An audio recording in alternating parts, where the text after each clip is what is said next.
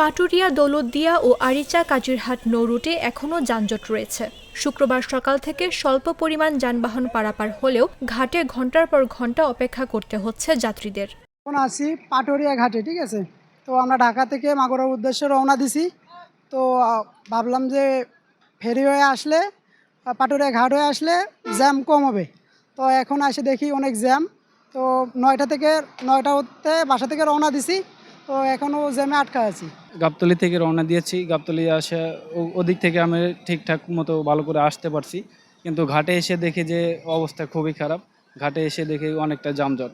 ঘাট কর্তৃপক্ষ জানায়, বৃহস্পতিবার বিকেল থেকে ঘাট এলাকায় অতিরিক্ত যানবাহন আসার কারণে যানবাহন জমতে থাকে। রাত ৩টার দিকে যা নিয়ন্ত্রণের বাইরে চলে যায়।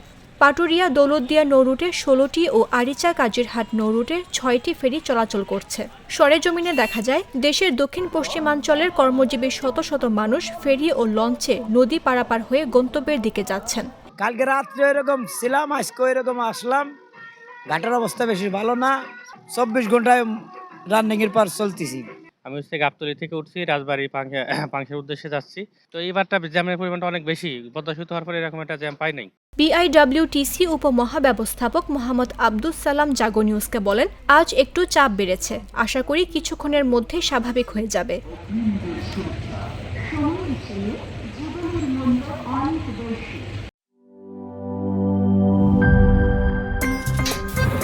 আমার একটা স্মার্ট সিদ্ধান্তে 25% গ্যাসের খরচ কমেছে। ভাবছেন কিভাবে? সাধারণ গ্যাস স্টোভ বদলে আমি এনেছি আরএফএল গ্যাস স্টোভ। এর সাইন্টিফিক নজল ও ব্রাস বার্নার ক্যাপ সমানভাবে তাপ ছড়িয়ে রান্না করে দ্রুত।